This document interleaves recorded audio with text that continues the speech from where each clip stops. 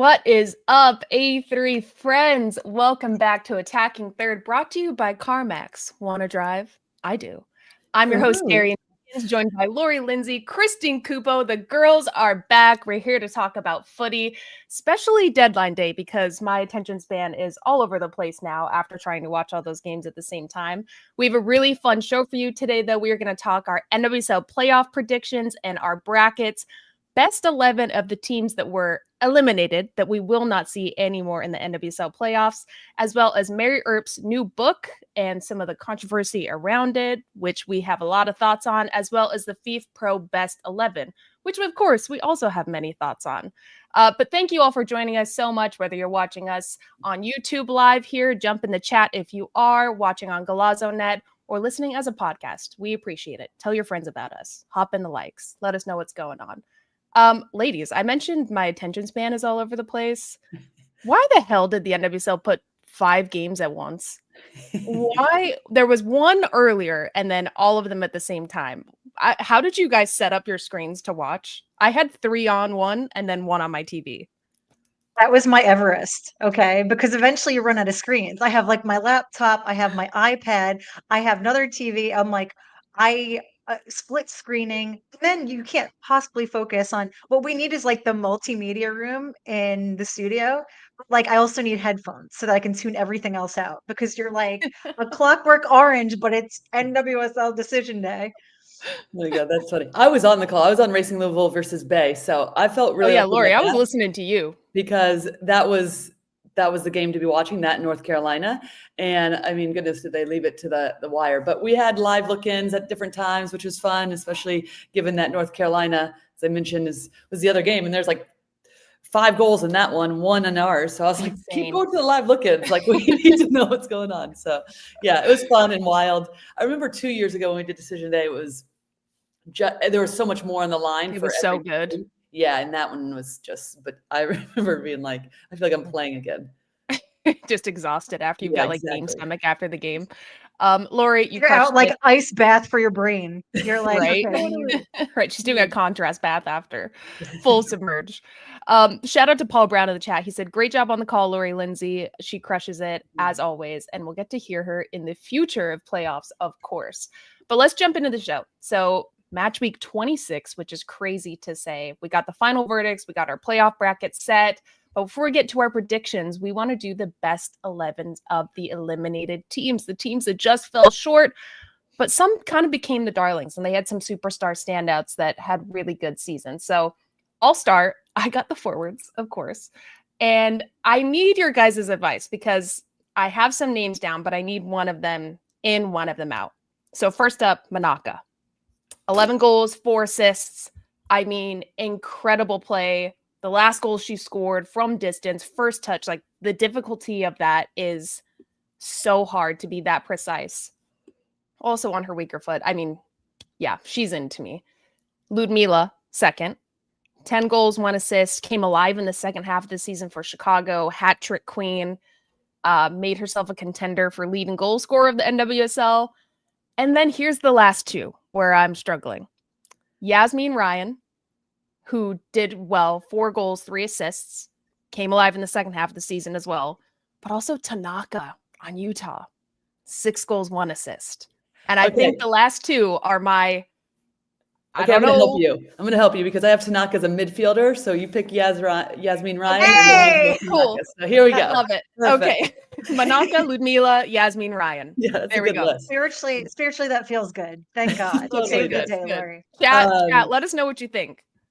Okay, Lori, so you got the mids. Yeah, I had midfielder. So I had Tanaka for sure. I thought she was one of the main catalysts for Utah to course correct their season, the second part after the international break, and scored some fabulous goals. But also just even though we're kind of towing the line between attacker and midfielder, yeah, I just put her in the midfield. I felt like she was so important for them. And then I have Dani Colaprico for Houston. Also a team that I felt like looked considerably different after the international break. And I think even though Colaprico goes about her business very quietly, she was a huge proponent in them playing the way that Fabrice Cottrell wanted them to, which is just connecting type football. And that's typically, the role that she'll play is much more of a linker. And, I feel like she's been an underrated player her entire career, whether it's Chicago, San Diego, now in Houston, just steady, robust, consistently goes about. And I thought this was a wonderful season and almost a rejuvenated season after last couple of years in San Diego. And then my final one is Sugita. I think hands down, just one of the best midfielders in the league, whether she was with Portland.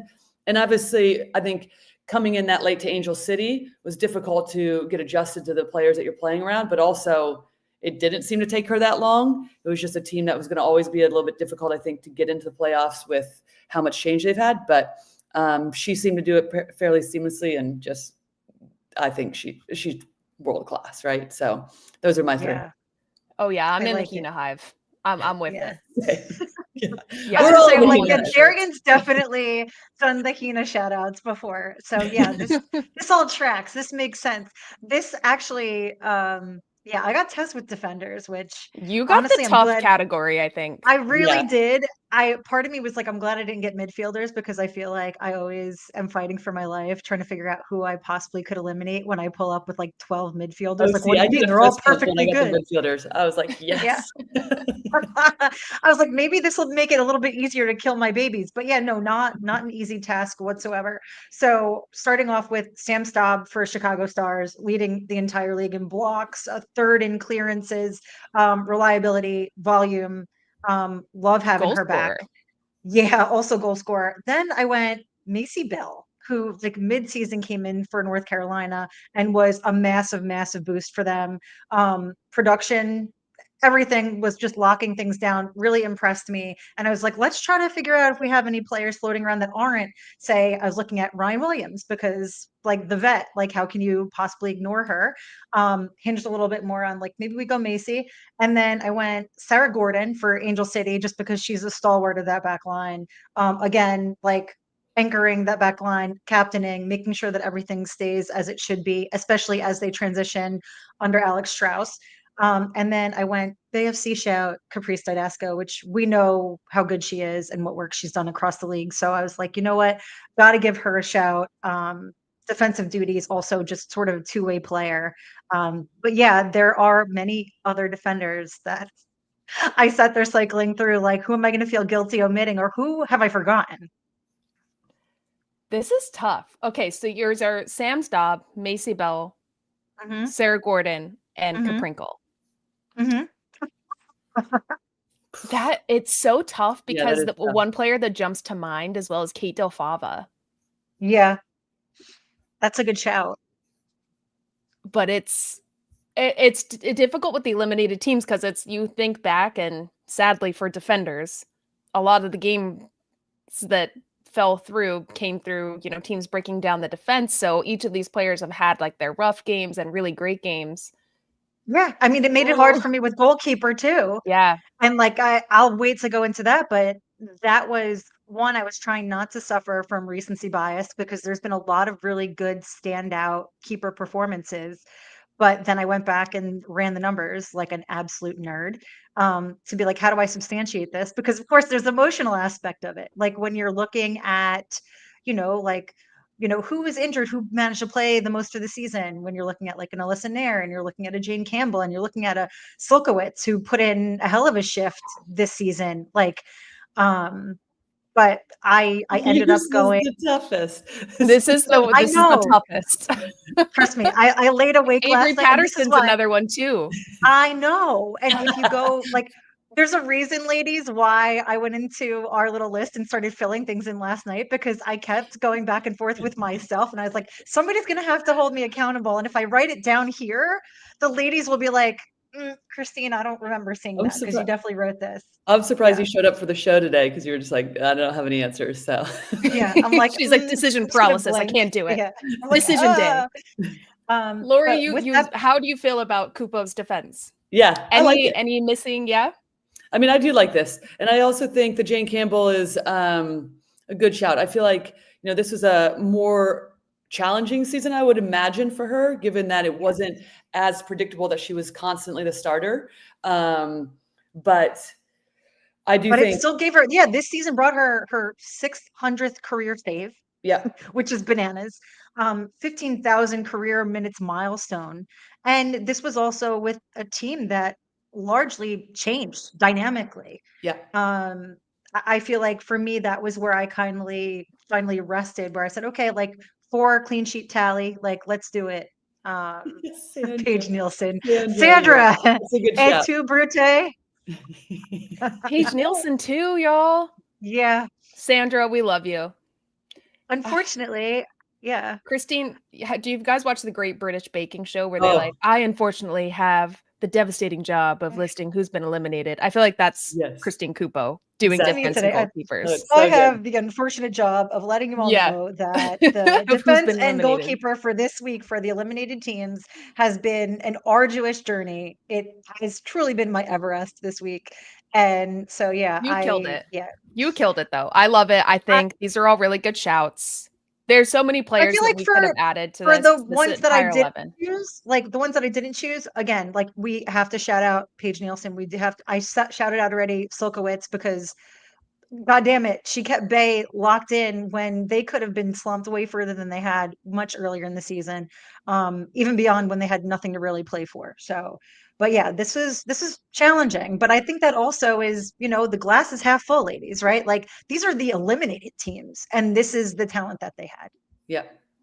No, I think this is great. Also, shout out to Adriana, our Italian producer, who said an Italian can/has to judge defending. So, Christine, I'm not going to argue with you. You killed it. Neither you, Audrey.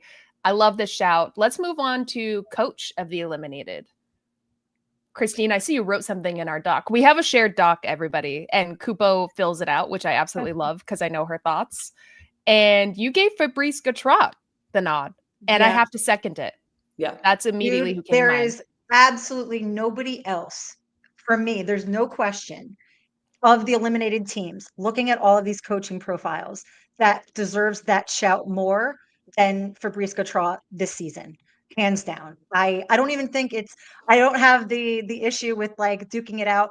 Ella Masser, yeah, Sandra, you're 1,000% right, but I feel like for the great turnaround, which this isn't. I don't want to be like pejorative about the Houston Dash, but like they have been in a nightmare cycle for seasons now.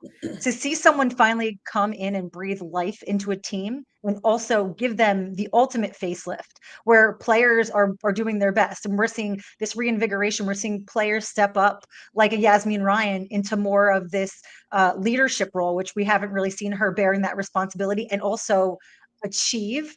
I think for me, yeah, it's Fabrice Gautrat.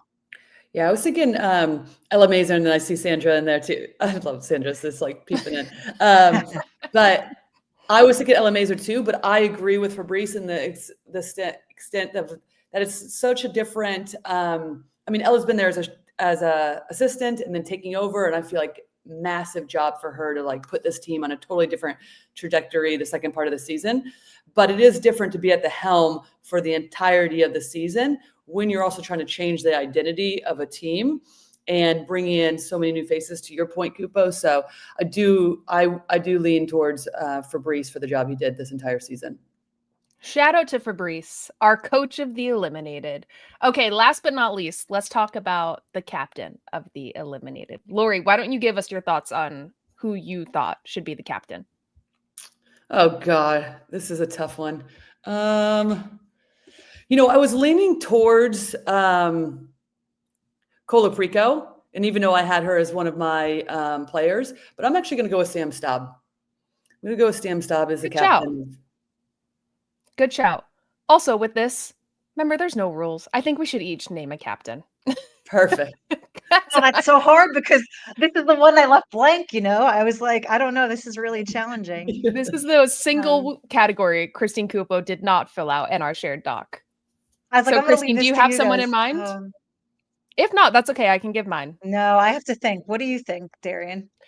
I kind of have to. No rules. Not in my house. I wanted to nominate Savvy King.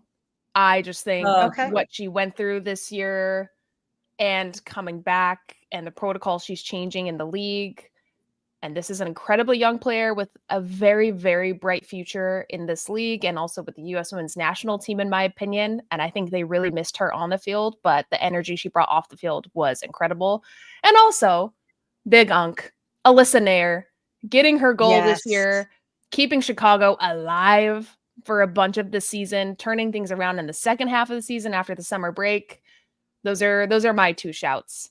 And again, there's no rules. So Oh, Christine, if you want that's a a good one, second or third, Skander. It is a You good know one. what? Honorary Cappies, Allie and Kristen.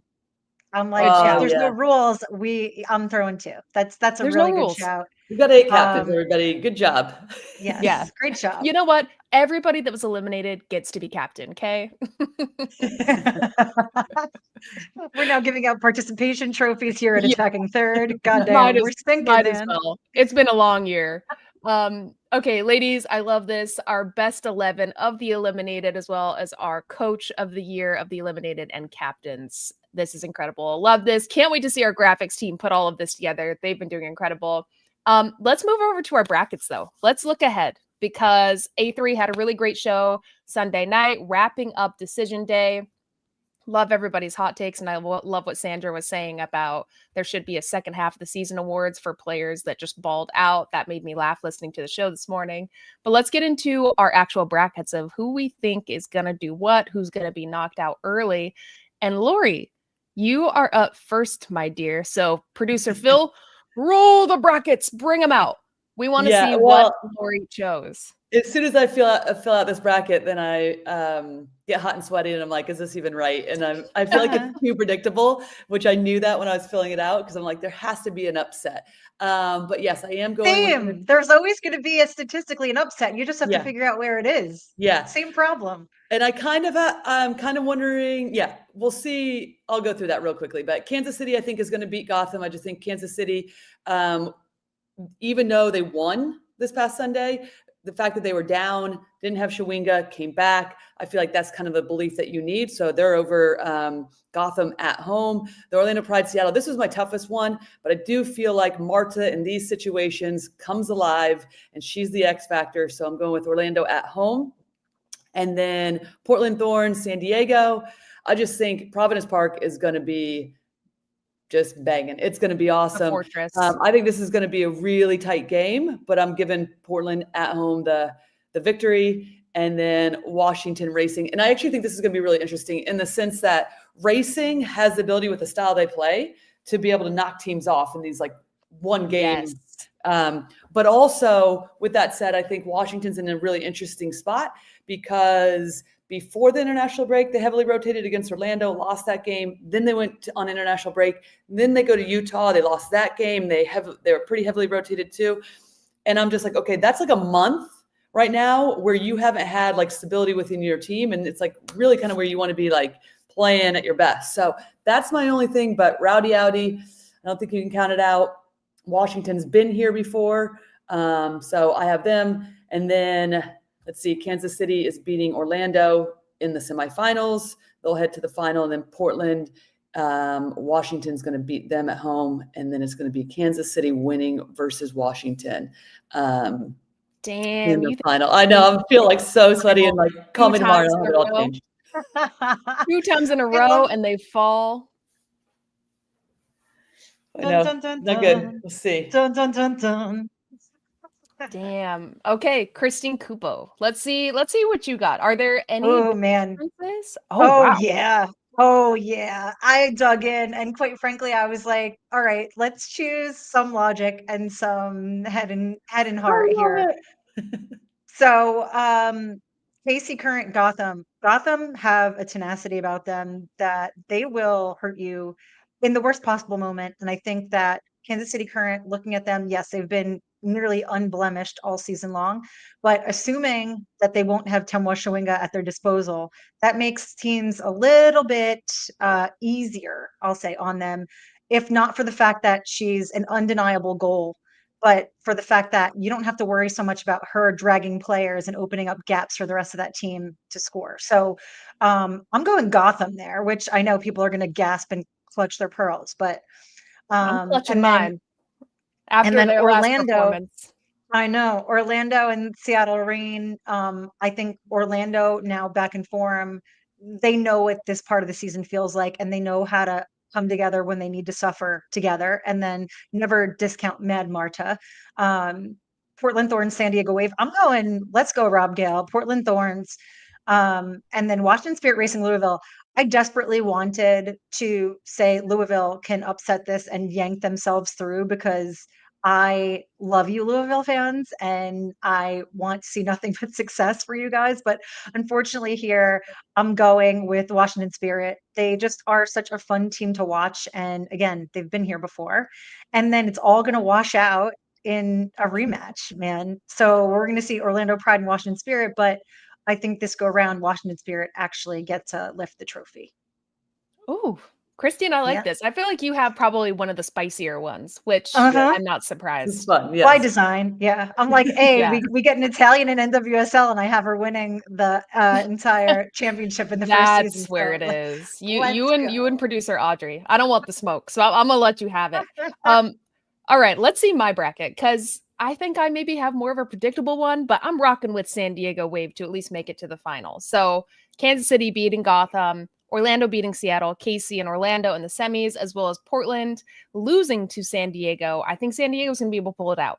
I think they have some attacking prowess, especially with Dudinha firing on all cylinders right now. They're going to beat Portland Thorns, even though Providence Park is a bitch to play at. And then Washington Spirit Racing Louisville. I think Spirit are going to have it. But with San Diego versus Washington, how they played against Kansas City, if they can pull together a 90-minute performance, and I don't think Washington Spirit has the same attacking power that Kansas City does, San Diego can do it. I think San Diego's going to go to the final. I think Kansas City's going to beat Orlando, getting them to the final. But I'm rocking with my KC girls. I think that they're an unstoppable team and in such a record-breaking year. I would be shocked if they lost, if they did not make it to the finals and win. That would be the biggest upset for such an incredible year for the Current. Any holes? Any questions? No, I just, that the Wave have the capacity to do it, but I think that we've seen them waver so often this season with their reliance on the kids. And I always say this, sometimes it's a matter of when you don't name what you're afraid of, you achieve things because you don't know that you should be afraid of that or worried about that. And you can just forge forward. When you've been there before, sometimes the experience does tend to throw a chip on your shoulder and it makes it a little bit harder because now, well, what if we do this again? What if you give yourself a little bit of bad juju? So, I think this is a little spicy, Darian. Maybe a little bit. San Diego, come on. I'm rocking with the Wave, just not in the final. I'm with you. I like this saison. I love it. Sandra Herrera says, Wave not playing stars in playoffs. Come on, Sandra. Come on. Okay, ladies, the rest of our A3 team, including Sandra, who's in the comments watching the show right now, got to do their own brackets. So let's see those. Sandra first has the Thorns making it to the final, but Kansas City as the champs. Sandra, you might have the spiciest bracket. I can't wait to see the full bracket because the Thorns making it, although they've dominated this season and surprised us all, we'll see.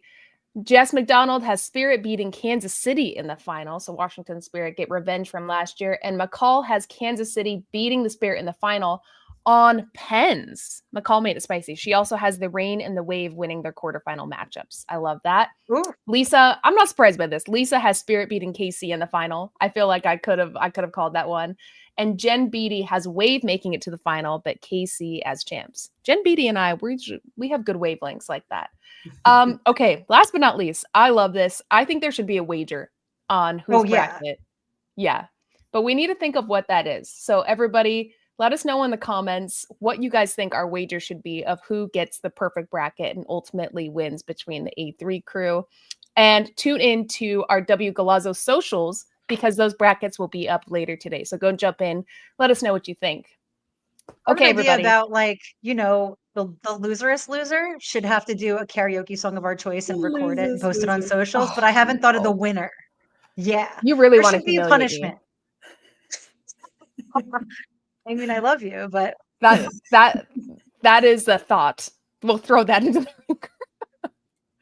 I love this. Let us know if you guys have any ideas. And remember, go check socials and let us know what you think of the brackets. Okay, we are going to be moving on to talk about Mary Earps and her autobiography after this quick break. So stick with us.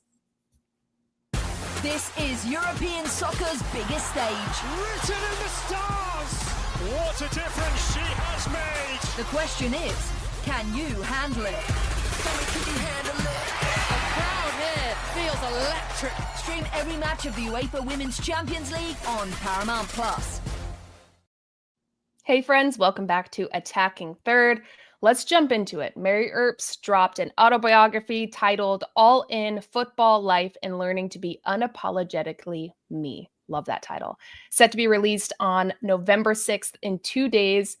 And she is already making massive headlines with little snippets that have come out about the book, as well as her promotion on it. And there are a lot of thoughts. Of course, we know the British media is absolutely intense and can kind of crucify players and those that speak out and share their stories. And in my opinion, especially as a woman who has created a legacy and trailblazed for the Lionesses and for women's football and goalkeeper union, shout out. I mean, think of some of the things that she's done. She pressured Nike to sell goalkeeper jerseys. They sold out within 5 minutes following the World Cup. She led the Lionesses to their first Euro. She's been a trailblazer for goalkeepers, for speaking up, for being authentically herself. And she wrote this book. And I wanted to talk to you both about the challenges of being a female footballer, let alone just a woman in this world, and sharing your legacy, trying to preserve it, but also telling your truth and the fine line that you have to follow in order for that to not get lost. And sadly, I think it is getting lost with the headlines that are catching from her book that hasn't even been released yet. And Christine, I know that you have a lot of thoughts on this.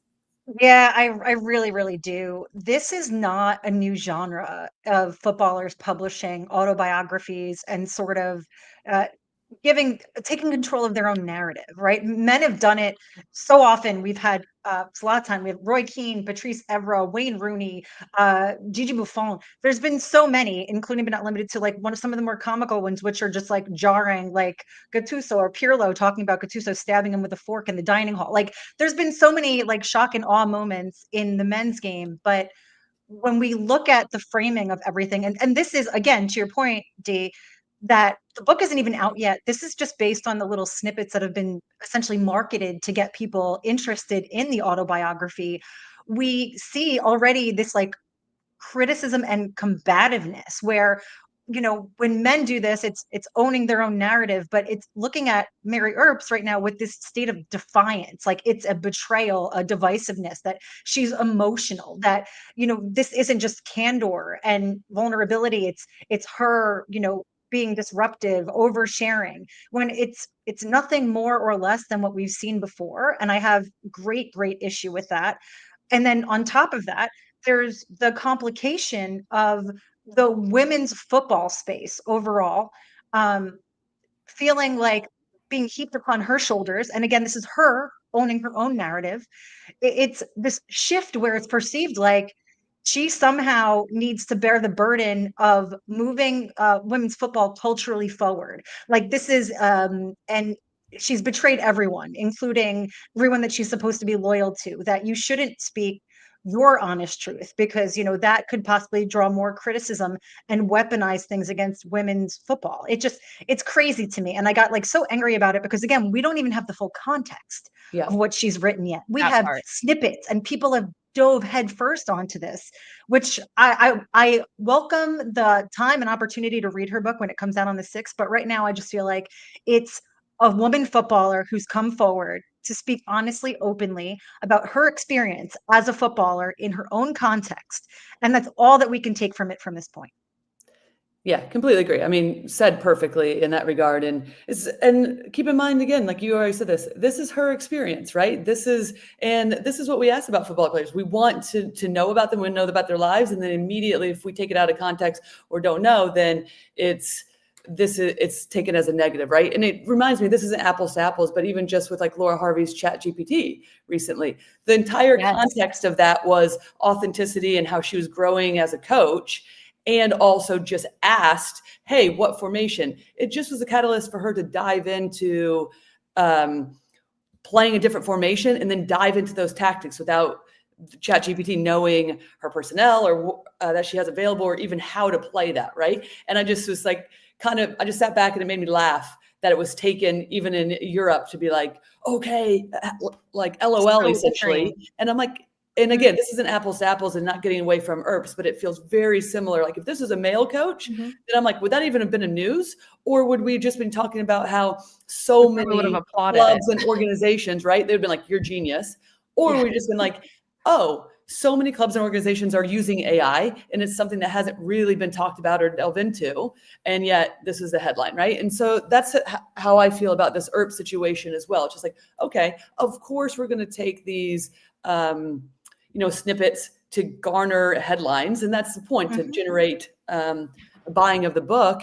But at the same time, it's just like, so take a deep breath, everybody. This is somebody sharing their experience that has had such a history of driving this sport forward. And it's important. Yeah, Yeah, it's incredibly I important. Yeah, Dee. No, I completely agree. I think both of you said it so well, and it's frustrating that, we ask athletes, we ask women especially to share their stories, share their journeys, especially, this is something I'm sure my younger self would have loved to read and see and feel seen and heard and understand what the stakes are, what happens, what goes on behind the doors, what's your mental journey with all of this. And, watching her especially talk to Leanne Sanderson on her podcast, and just how you could see and hear the emotion from her, that it's just been distorted and this isn't what she wanted it to be. But I think this lends to her legacy in a way. I think after this book comes out and we see the full picture, the full story, she's going to be trailblazing once again. And it sucks that it had to be via this. But I mean, some of the difficulties that come from excelling in your career, especially as a goalkeeper, being a starter, winning the Euros, BBC Player of the Year, getting all of these awards, going to Windsor Palace and getting an MBE from Prince William. Like, these are iconic things that she's done. People want to hear this. And especially amidst all of this, getting dropped from your position as the number one goalkeeper, leaving your club team you've been with for 5+ years. It's a lot of change. And I think it's so disappointing that this is what's getting lost, but I do think that she's going to persevere. And when this book comes out, the important parts are going to be main focus. Yeah, I think that in terms of her legacy, right, she's a world best keeper, period, end of story. And I don't think that we'd be having the question about her legacy if she were a male footballer, because their legacies somehow seem unshatterable. There isn't a vulnerability there, where here, it becomes like, how deep are her criticisms? But also, there's another problem here that I find pervasive, and it's that as women footballers, you should be able to openly criticize and not feel like you're betraying your teammates, the leagues, and the underpinnings, because a lot of the problems that have been widespread through women's football have been because people haven't spoken up for fear, because there's a fragility there. What we do need is more people like her, of her ilk and of her stature, talking out about their experiences. Now, is that representative of a universal? No. But will it peek a little bit more light onto things that could be happening, that could be rectified in some way, shape, or form? Absolutely. And I think there needs to be a certain acknowledgement of what she's done for herself that could inevitably prove to be a good more broadly. And yeah, she is unique in that she's currently still an active footballer for a large club in the pro league. I think that would be the only place that she really deviates from some of the other autobiographies, is that they've built it on the back of their retirements. Yeah, completely agree. Lori, you too? Yeah. Well said, Cupo. Well said. Cupo's preaching today. We love it. Everybody, it's an autobiography for a reason. It is her story. It's her journey. It is her lessons in life. And personally, I can't wait to read it. All In Football Life and Learning to Be Unapologetically Me by Mary Earps, coming out in 2 days. And she also, I wanted to highlight, talks about her relationship with her partner, Kitty, and how she's helped her on her journey through all of her battles with mental health and just been the best support system. So don't let that get lost. Buy the book, read it, and then let's talk about it on 8-3, maybe next week. Maybe we'll have a little book club. But before that happens, we are going to be talking about the Best 11 FIFPRO, which we also have many thoughts on after this quick break. So stick with us.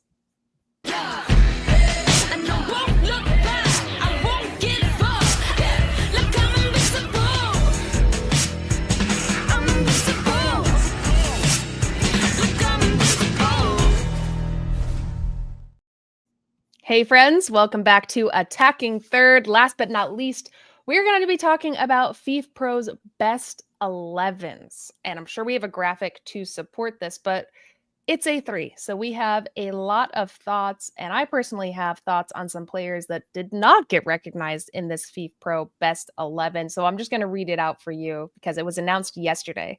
Goalkeeping position, Hannah Hampton, which no surprise there, is the FIFPRO Best 11. And then starting with defenders, we have Lucy Bronze, Millie Bright, Leah Williamson, and Ona Batie as the defenders. In the midfield, we have Aitona Bonmati, Alexi Puteas, and Ghislaine Shabak, the Moroccan central midfielder. I love that she got the nod there. And then forwards, we have Chloe Kelly, Barbara Banda, and Alessia Russo.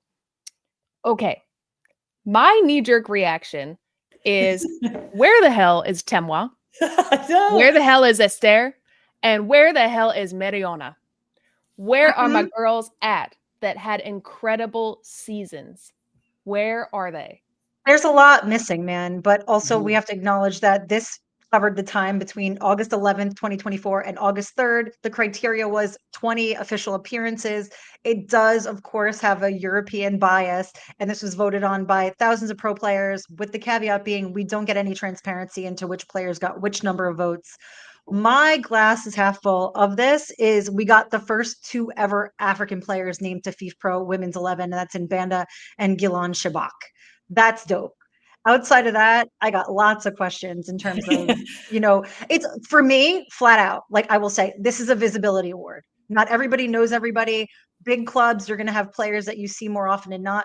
But for me also, like did Banda get the bump because Orlando won the league, or like, I don't know. I can't rationalize because I would say that Temoa has been the more complete player if we're going to pick overperformers in NWSL. Yeah, I mean, listen, when I saw this, I saw Barbara Banda and I did like the fist pump, much like I did when I had the midfielders for the best 11 that were eliminated. But also my immediate reaction was no Temoa Chawinga as well. So I think the thing that's interesting about these awards too, and particularly this one with players, Cupo, you just mentioned it too, they're not watching all these games, right? And I also think sometimes regardless of the time frame they give, no players are actually following that, right? You're just looking to see players that you hear their name quite often. I mean, Millie Bright's been a wonderful player, right? But she didn't play in the Euros. Like I could name, a number of center backs.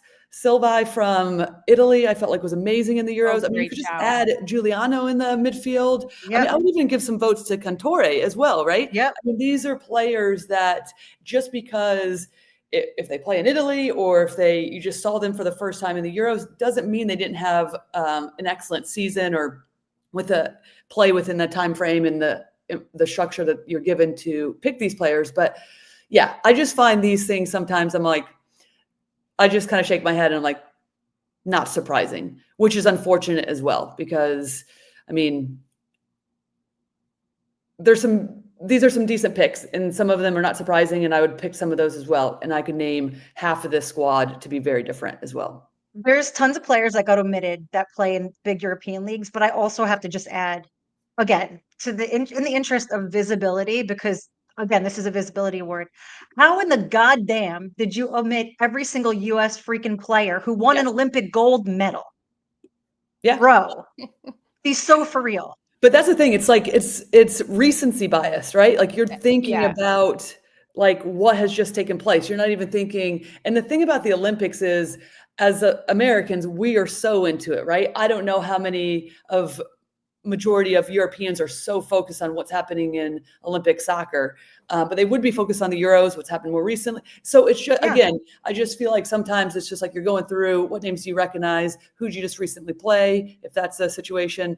It just sometimes. Yeah, even there though, it's like you have so many omissions, even from like the Frauen Bundesliga, that I'd be like, damn, we got no coverage whatsoever. Schuler, like lots of players that that I was running through in my mind that like I would pull right off the top of my head and say, how is she not in here? So it's not even a comprehensive look at even the big European leagues. Yeah, I agree. Yeah. Some of the questions from the chat, which appreciate you guys jumping in, keep giving us your thoughts and posing questions. But how would what's maybe some criteria we want to change this? Because I mean, to be honest, like when you're playing, you don't have the ability to watch every league, every game. It's the time change. It's crazy. So people are just getting this from the big games that they remember, that they have the opportunity to see, watch the highlights, see the stats of, whatever it may be. How do you guys think it should change? I mean, my first thought is, as I don't know if I have specifics, but my first thought is just continue the growth of the game, because and the visibility of networks that are picking them up, showing games. I mean, we don't get to see a lot of the Bundesliga, right? So it's like automatically you're not going to be thinking of the German players unless they're playing in the World Cup or a Euros recently. But we are seeing constantly what's happening in the Super League. Obviously, we cover in depth the NWSL. All of us are like really ingrained in that. So my thought is just like the more coverage, right? Media, everything that's just like constantly. So even if you're not seeing full games, you're still getting even more highlights of what these players. I mean, it is still so ridiculous. I cannot believe that Timo Schuing is not on this. I mean, that alone, and we could name so many more, but we've already said Timo, but like what she has done in the NWSL and just her career is just absurd to me. It makes no sense. Yeah, I think Iwa Payor is another one as well to shout out. But the biggest one for me, shout out to Audrey, a producer, who's agreeing with me, Caldente. Yeah. How she came second place, which also I think she deserved to have the Ballon d'Or this year. And she's I need not somebody on that's the not an list. Arsenal fan to beat this drum for me, so thank you. But she's not on the list. That makes absolutely no sense. And it's just England, the same Arsenal, issue. yeah. Yeah, Or rather it's Spain and Barcelona. Arsenal. Yeah. Yeah, it's Barcelona and the Lionesses, essentially, that are this team with a few outliers. Which would be the two teams that right now most people, regardless of, and I feel like for players, that they would have at the top of their mind, right? Lionesses just won the Euros. Barcelona has been considered, even though they lost in Champions League, the best. It just, it doesn't make sense to us, but it also makes sense. Yeah. Which is Cupo, unfortunate. anyone else we missed? Any Italians potentially? Honestly, there were a bunch of Italians that Lori actually like bang on, and I was like, "Ooh, I don't have to do my own bidding today. Thank you, Lori." But yeah, like genuinely, like Sofia Cantore, Girelli, who should always be mentioned, which is insane to snub her of all people. Like, fine, if you want to argue, like, oh, okay, like there aren't a whole lot of quality Serie A femminile players, which is bullshit. But but she would still make the list. Like any list. So for me, there's just that bit of friction there. Yeah, I completely agree. I love in the chat, somebody said, how about A3 just makes their own? Like, you know what? Oh, Gary San said that. How about A3 makes their own? And I love that shout. We love making I said this when we did Ballon d'Or. I was like, no, let's make our own Ballon d'Or. I don't care. Because I think we could do a much better job. But yeah, this unfortunately is only players get to vote. And I am beyond age and underskilled to be able to participate. I mean, same at this point. Ladies, I love this. I love our thoughts. I love that we have strong opinions on this. And chat, thank you all for jumping in and also letting us know what you think. Maybe A3 will come back with our own best 11 of the world, since, we try to watch as much as we possibly can. That is our show. We appreciate you guys tuning in so much. Remember, today's show is brought to you by CarMax. Want to drive? And yes, I still do want to drive. Don't forget as well, the NWSL Championship will be on CBS. You'll see many familiar faces on that desk and on the coverage around that entire weekend.